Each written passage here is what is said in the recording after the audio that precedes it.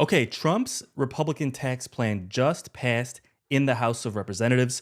Now, it still has to pass in the Senate to fully be signed into law by Trump. But let's talk about how this could directly impact seniors with what specifically is in the bill and how it could indirectly affect seniors when it comes to Social Security benefits, things like Medicare as well, kind of further down the road when it comes to getting legislation changed down the road. So we're going to talk about directly what's in this bill and then what this could indirectly mean for seniors down the road when it comes to shaping the policy of our economy and the priorities of our country. Now, do we prioritize the average person, the working class, and the poor versus the wealthy? This is going to kind of continue to set the tone, right? We've seen over the last couple of decades, legislation has really shaped the economy to favor the rich. We really need to see things change. So, is there anything in this bill that could give us hope that our priorities are shifting and the average person and seniors could begin to become a priority? This will kind of give us a sense as to what the likelihood is of benefits increasing down the road as well. So in this video, we're going to do a quick summary of what exactly is inside of Trump's bill, specifically what is in the bill that was just approved in the House of Representatives. What are proponents of the bill saying? So, what are conservatives saying? What's good about the bill? How are they spinning it? And what are liberals or people that don't like the bill? What are they saying about the bill as far as how this could be potentially bad for the country? So, I like to give you guys both sides of the spin so you guys can come to your own conclusion, right? Most channels, they're either going to give you a liberal view or a conservative view. I'm going to try and give you both sides so you guys can make your own decisions here. But let's quickly take a look and summarize what is inside the bill. So Trump's big tax bill has passed the House. Here is what is inside of it. Let's scroll down here just to get to the meat and potatoes of what's actually in the bill. Now, to partially offset the lost revenue from lowering taxes, Republicans propose repealing or phasing out more quickly the clean energy tax credits that President Biden passed. This is for things like electric vehicles, clean energy, and things of that nature. It also includes boosting the standard deduction. Now, for those of you who use standard deduction, I believe that's 15,000. They want to increase that by 1,000 to 16,000. Now, seniors currently get an additional $2,000 boost on top of that. They want to increase that by an additional 4,000. So seniors would get a $6,000 boost on that tax deduction when you're doing your taxes. Now, on the one hand, this is great for seniors that pay taxes. It is genuinely going to help them. But if you don't pay taxes, if you're at the very bottom of the income brackets, this isn't going to help you at all, unfortunately. And let me kind of break that down. Now, what is the difference between a tax deduction and a tax credit? Now, a deduction, for example, let's use the $6,000 number. It's going to reduce your taxable income. So let's say you pay 20% taxes. That $6,000 deduction is going to reduce that taxable income by 6,000, but it's not actually saving you 6,000. It's saving you 20% of 6,000, right? Because that's what you would have been taxed on that 6,000. Now, a credit, for example, let's say it's a $6,000 credit, it would actually reduce your taxes by 6,000. So let's say you pay $6,000 a year in taxes. A $6,000 credit would actually reduce that down to zero, whereas a deduction would only reduce that by 20% of 6,000. It's a little bit confusing, but I hope that makes sense. Now, specifically when it comes to a credit, generally that's better, right? Because of what I just explained, as well as the fact that sometimes credits can actually be refundable. Now, the child tax credit, remember during the pandemic era when they doubled or tripled the child tax credit, whatever that was, and they made it refundable. So even if you literally didn't work at all, you were still getting monthly child tax credit payments, right? Because those were refundable, right? Everyone was going to get those no matter what, even if you didn't work. Now, essentially, that would be the best thing for seniors, especially to help those that are lower income. But unfortunately, that is not included in this bill. But it's something that hopefully they might consider in the future. But I just wanted to clear the air on that because this is not a credit, it's a deduction. They want to increase it to $6,000 above the normal standard deduction. And again, that would only help people that actually pay taxes by reducing their taxable income. Now, they also want to increase the child tax credit by $500, bringing it to $2,500. And they want to increase the estate tax exemption to $15 million. Again, obviously that would help rich people who are inheriting many millions of dollars from their parents. Now, one of the thorniest issues in negotiations has been how much to raise the state and local tax deduction. Now, I won't go too deep into this, but essentially, if when you pay state taxes, you can use that as a deduction towards your federal taxes. This has been capped at 10,000. This generally hurts blue states because blue states, Democratic states, have higher state taxes. So, Democrats have been upset about that. Republicans are upset about the fact that they might increase them. But essentially, the current bill would increase the cap to 40,000, which would generally help higher income people in Democratic states, right? So there's a bunch of tax breaks across the board. There are some tax breaks in here for seniors. There's tax breaks in here for, average Americans through increasing the standard deduction. There's a bunch of corporate tax cuts. Obviously, they want to extend those from 2017. There's a lot of things here like the QBI. The business provisions include partnerships and S corps will be able to subtract 23% of their qualified business income from their taxes. The deduction has been 20. Now, they call it QBI. It's for people that own businesses. Many of you that watch my videos probably won't impact you, but essentially this is less tax the government will take in, which Republicans say this will boost the economy and stimulate the economy and create more growth. And Democrats say this is going to create more of a deficit, which long term is going to destroy the financial footing of our country, right? So that's kind of in a nutshell what's in the plan. But a couple of other things is that they would like to reduce the spending on SNAP benefits by about $267 billion over 10 years. Now, a lot of you might be on SNAP benefits and you're wondering how this might impact you. Well, essentially, what it looks like they're trying to do is shift some of that burden over to the states. So, states would shoulder 5% of the benefit costs beginning in 2028 and 75% of the administrative costs. Currently, states pay none of the benefits and half of the administrative costs.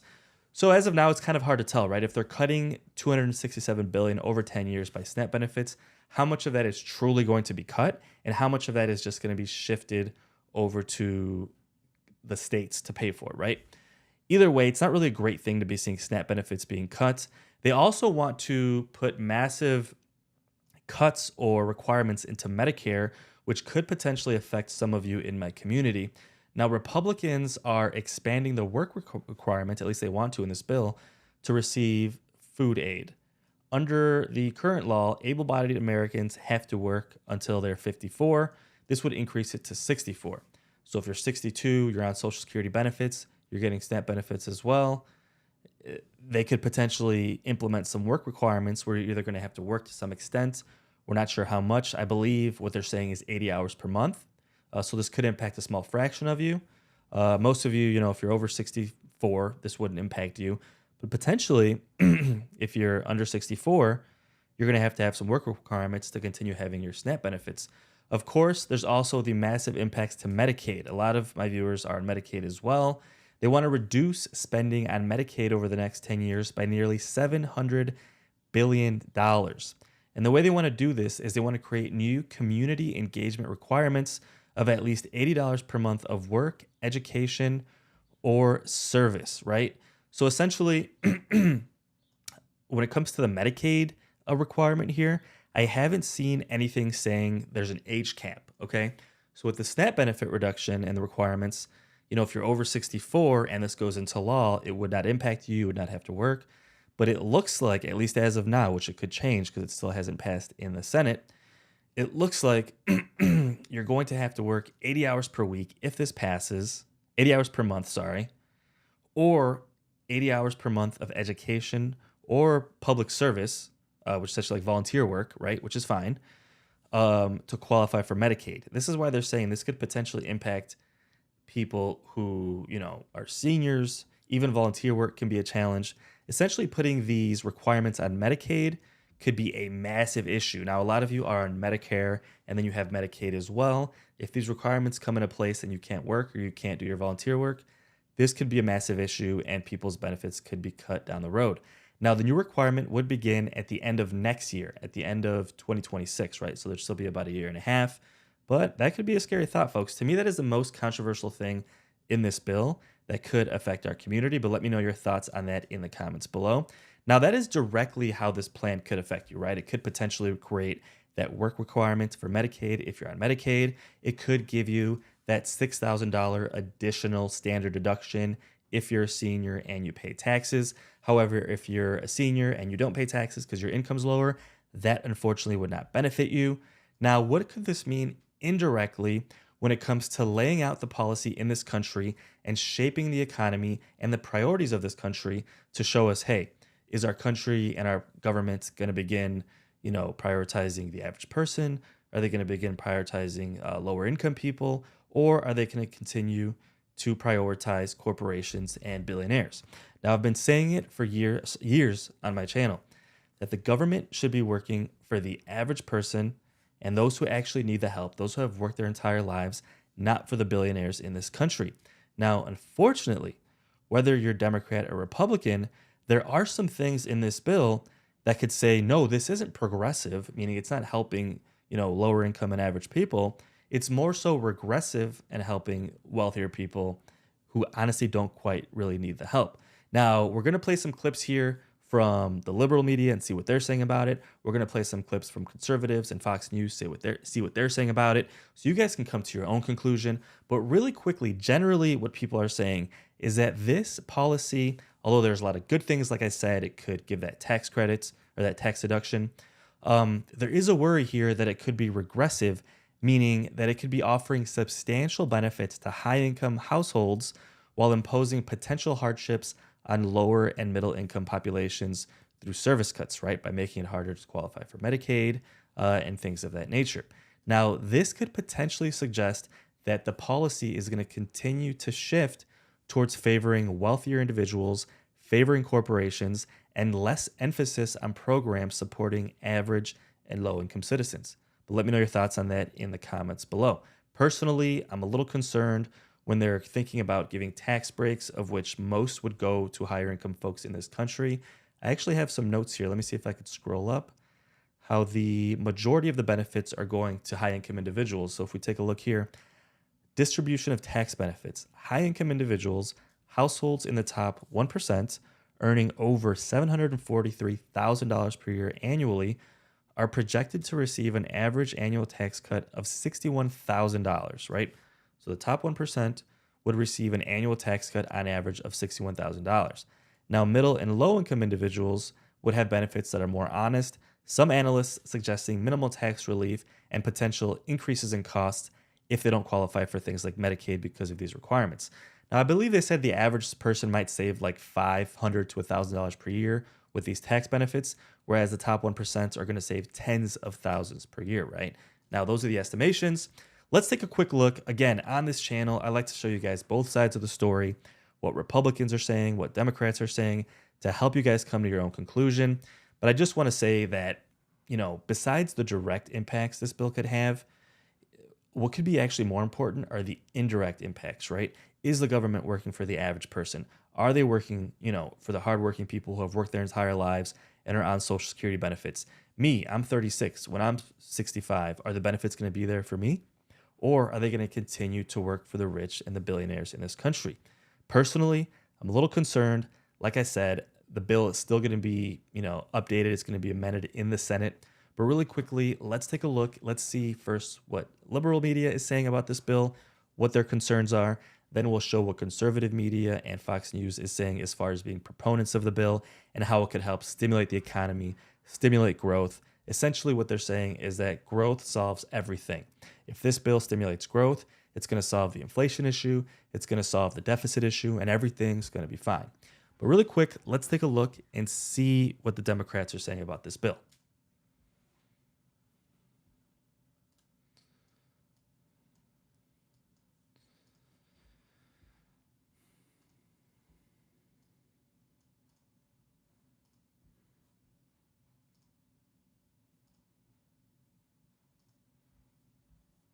The deficit and what this House bill, if it does turn now to former Treasury official and Morning Joe economic analyst Steve Ratner. He's got charts on the potential impact of this huge legislation. Steve, good morning. So let's talk about the deficit and what this House bill, if it does make its way through, if the Senate, which has said it's not going to vote, many Republicans for this, it's just too big. But if it does go through, what would it do to the deficit?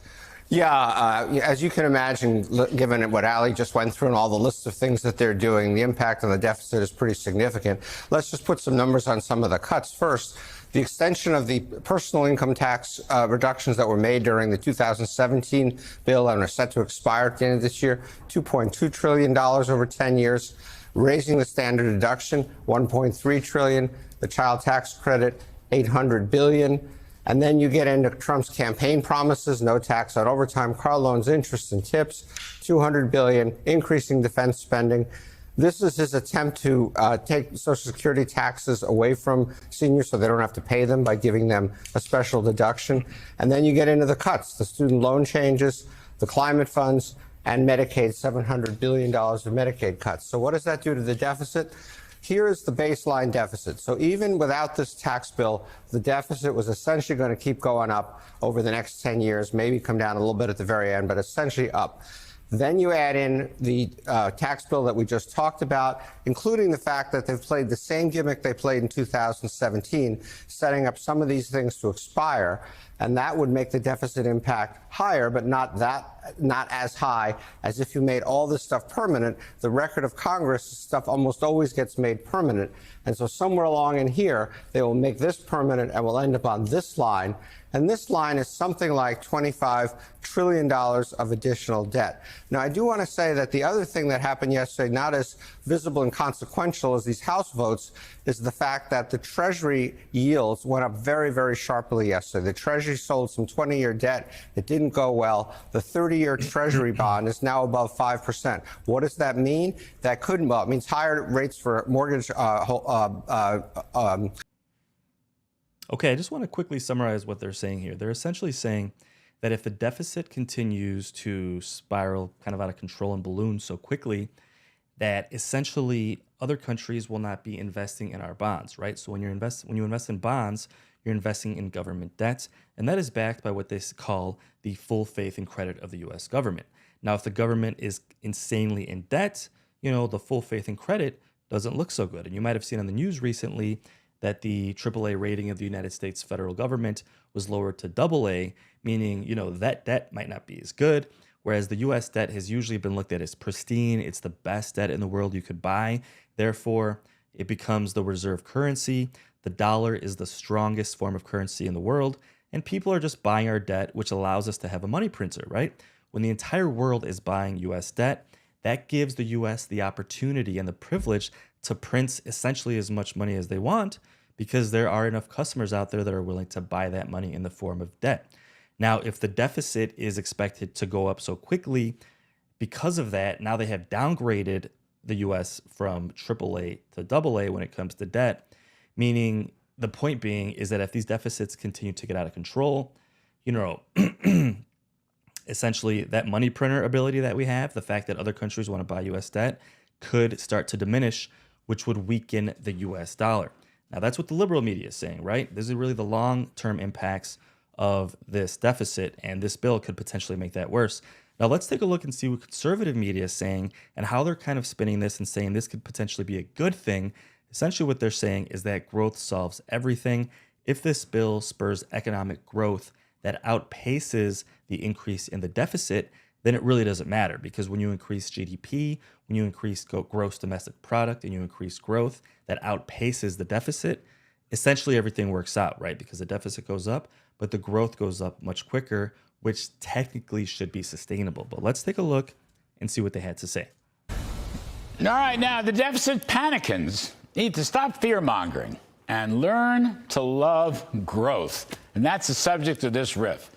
While Republicans on Capitol Hill work towards passing President Trump's one big, beautiful bill with work and investment tax cut incentives, along with significant deregulation and depreciation bonuses for equipment and factories, you hear a lot of talk from liberals that the legislation is going to cause high budget deficits, which in turn will crowd out investment, drive up interest rates, and actually depress economic growth. Well, we've heard the same exact fear-mongering during the JFK tax cuts, during the Reagan tax cuts, during the Bill Clinton tax cuts, and of course, President Trump's first-term tax cuts.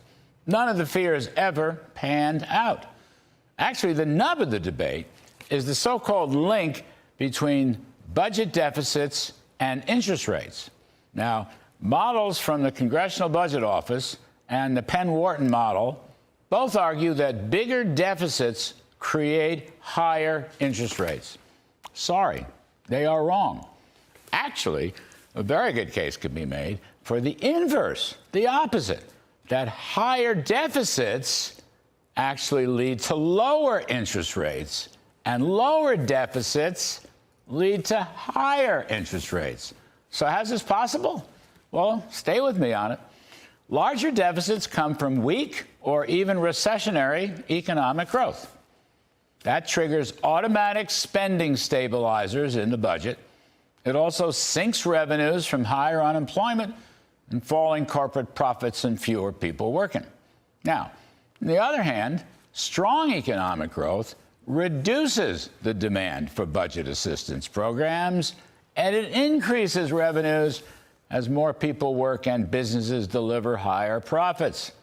Now, it's quite true that today we have high budget deficits and the federal debt to GDP ratio is about 100%. Yeah, but if you go back to the 1970s, the debt to GDP ratio was at nearly an all-time low of about 25%. But wait a minute, that was during a terrible economy with repeated recessions and hyperinflation and skyrocketing interest rates under Nixon, Ford, and Carter. So be careful what you wish for. Now let's turn to a longer historical perspective. From 1947 to the year 2000, that's over 50 years, the U.S. economy grew at around 3.5% per year. Now, over the past 25 years, economic growth slowed to only 2.5% per year. So we have larger deficits and more debt, but it's because the economy slowed so much. Now, you can look at specific periods. For example, during the Reagan recovery years, real GDP increased roughly 5% per year, but interest rates were much higher, averaging close to 10% on the bellwether 10-year Treasury bond. That's right, they averaged 10%.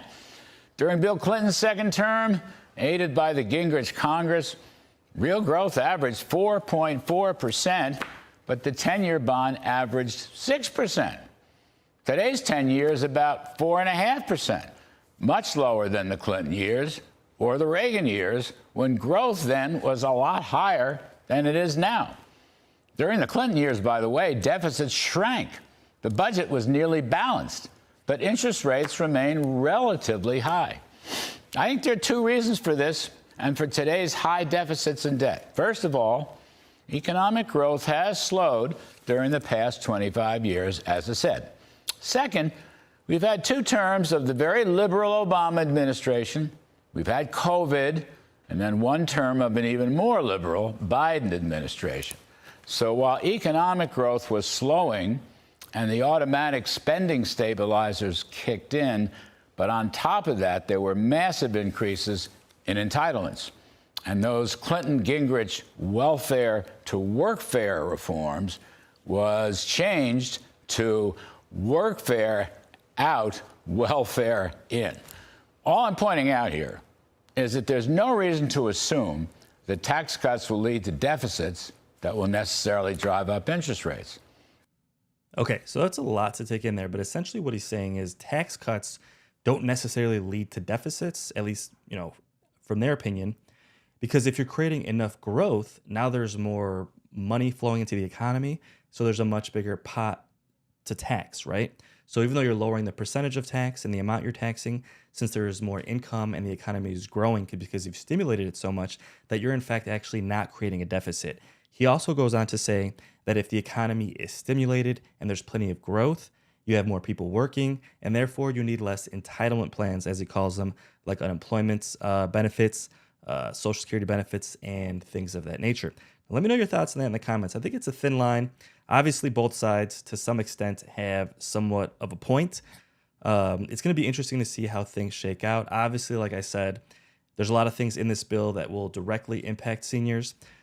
I personally believe that the indirect impact of this could be even stronger when it comes to kind of showing where our government is going moving forward. Are they going to put legislation in place that helps the average person, that helps, the working class person that's worked for 40 years and is on Social Security benefits? Is that the message they're going to send? Or are they going to continue to just give the majority of the tax breaks to billionaires and the top 1%? We'll see how things shape out, guys. In this video, I tried to give you the good, the bad, the facts, what the left is saying, what the right is saying, to help you come to your own conclusion. So let me know your thoughts on that in the comments below. But with that said, guys, thank you so much for tuning in. Just by tuning in, you help grow this community, and this community stands for sending the message that our government should work for the average person, not for billionaires who seemingly more and more are running this country. But guys, thank you so much for watching, and I hope to see you on the next video. Don't forget to subscribe. I'll keep you posted. Like I said, this bill was approved in the House, but it still has not been approved in the Senate, and things could still be amended. There could be a lot of changes that are made before it actually passes into law. So thanks again, and I'll see you on the next video.